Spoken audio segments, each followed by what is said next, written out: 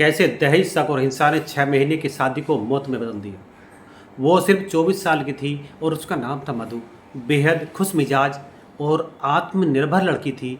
कुछ ही महीने पहले मर्चेंट नेवी के सेकंड अफसर अनुराग सिंह से शादी की थी। 7 फेरों के साथ साथ वचन लिए थे और नए सपनों का संसार बसाया था। लेकिन किसी को क्या पता थी कि महज 6 महीने के भीतर ये रिश्ता मौत की डोर से बन जाएगा। नमस्कार, आप देख रहे हैं समर इंडिया और मैं हूँ आपके साथ अमन सिद्धू। 5 अगस्त की सुबह मधु की लाश उसके घर में फंदे से लटकी मिलती है और अब उसका वही पति जिसका साथ उसने 7 जन्मों का साथ मांगा था, उसकी मौत के मामले में गिरफ्तार हो चुका है। क्या ये आत्महत्या थी जैसा अनुराग कह रहा है, या फिर एक सुनियोजित हत्या जैसा मधु का परिवार दावा कर रहा है? शक, दहेज, हिंसा और एक टूटी हुई लड़की की चीखती हुई ऑडियो रिकॉर्डिंग।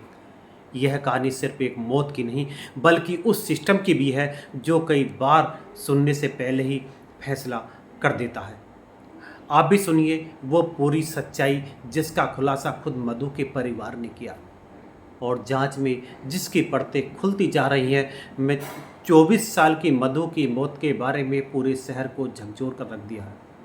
महज 6 महीने पहले मर्चेंट नेवी सेकंड अफसर अनुराग सिंह से उसकी शादी हुई थी, लेकिन 5 अगस्त की सुबह उसका शव घर में फंदे से लटका मिला और अनुराग ने फोन पर मधु के पिता को बताया कि उसने आत्महत्या कर ली है।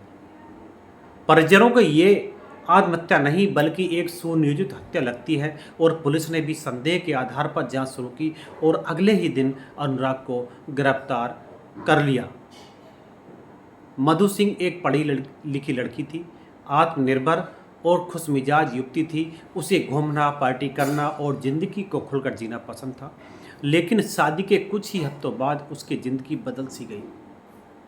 उसकी बहन प्रिया के मुताबिक अनुराग का व्यवहार अचानक बदल गया और वह शक्की, हिंसक और दहेज का भूखा साबित हुआ। उसके परिवार का कहना है कि अनुराग ने मधु को 15 लाख रुपए की मांग की थी और इसके बाद मानसिक व शारीरिक उत्पीड़ना का सिलसिला शुरू हो गया था। और प्रिया ने बताया है कि अनुराग शराब का आदी था और वह मधु पर भी शराब पीने का दबाव डालता था। जब वह इनकार करती थी तो बेल्ट से पीटता था और अनुराग के उसे इस कदर शक था कि उसने मधु को यानी कि अपनी बहन से भी बात करने से मना कर दिया था। यहाँ तक कि वह दोनों बहनों के रिश्ते पर भी आपत्तिजनक आरोप लगाता था।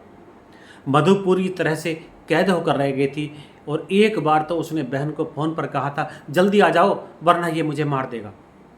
10 मार्च को एक दिन सिर्फ प्लेट रखने को लेकर हुए झगड़े में अनुराग ने मधु को बुरी तरह पीटा और उसी दिन मधु ने बहन प्रिया को कॉल कर मदद मांगी थी। उसकी रोती हुई, कांपती हुई आवाज़ भी मोबाइल में रिकॉर्डिंग है और यही रिकॉर्डिंग परिजनों के लिए सबसे बड़ा सबूत है और कि मधु डरी हुई थी और उसे अपनी मौत का अंदेशा था।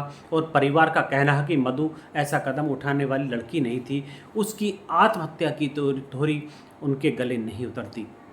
4 अगस्त की रात अनुराग और मधु कार में निकले। अनुराग शराब पी रहा था और मधु गाड़ी चला रही थी। रास्ते में एक गड्ढे से बचते हुए जब मधु ने गाड़ी मोड़ी तो अनुराग ने शक जगाते हुए कहा कि लड़कों को देखकर गाड़ी घुमा दी। इसी बात पर कार में झगड़ा हुआ और अगली सुबह अनुराग ने मधु के पिता को फ़ोन पर बताया कि मधु ने फांसी लगाकर जान दे दी है।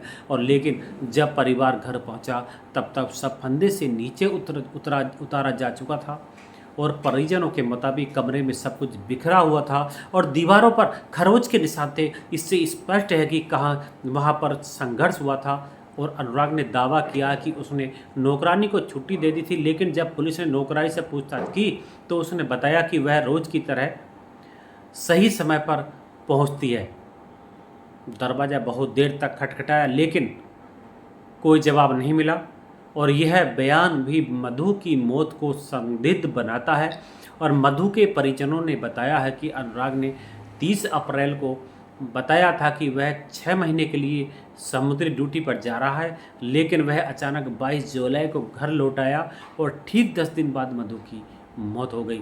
परिजनों इस घटना को संयोग नहीं बल्कि एक साजिश मानते हैं। उनका कहना है कि यह एक प्री प्लान मर्डर हो सकता है जिसमें अनुराग ने सब कुछ सोच समझकर किया है। सबसे गंभीर आरोप यह है कि जब मधु गर्भवती हुई तो अनुराग ने उसे जबरन गर्भपात के लिए मजबूर किया और मधु के पिता ने कहा कि अनुराग ने कई महिलाओं से संबंध थे।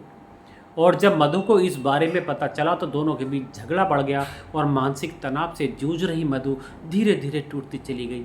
उसके परिजनों का कहना है कि वे जानते थे मधु परेशान है, लेकिन यह नहीं सोचा था कि उसकी जिंदगी इतनी जल्दी खत्म हो जाएगी। डीसीपी साउथ निपुण अग्रवाल ने बताया कि मधु के पिता की तहरीर के आधार पर अनुराग के खिलाफ एफआईआर दर्ज की गई है। आरोपी को गिरफ्तार किया जा चुका है और कॉल रिकॉर्ड, मोबाइल डेटा, घटनास्थल की फॉरेंसिक रिपोर्ट और नौकरानी के बयान के आधार पर गहराई से जांच की जा रही है और पुलिस ने भरोसा दिलवाया है कि दोषी को बख्शा नहीं जाएगा। उधर मधु के माता पिता और बहन प्रिया को अब भी सिर्फ एक ही उम्मीद है और वो है इंसाफ की, कि प्रिया की बहन को इंसाफ मिले। क्या आप भी चाहते हैं कि मधु को इंसाफ मिले? और आप मधु के बारे में और उसके पति के बारे में क्या कहना चाहते हैं नीचे कमेंट बॉक्स में अवश्य बताएं। मिलते हैं अगली वीडियो में, तब तक के लिए नमस्कार।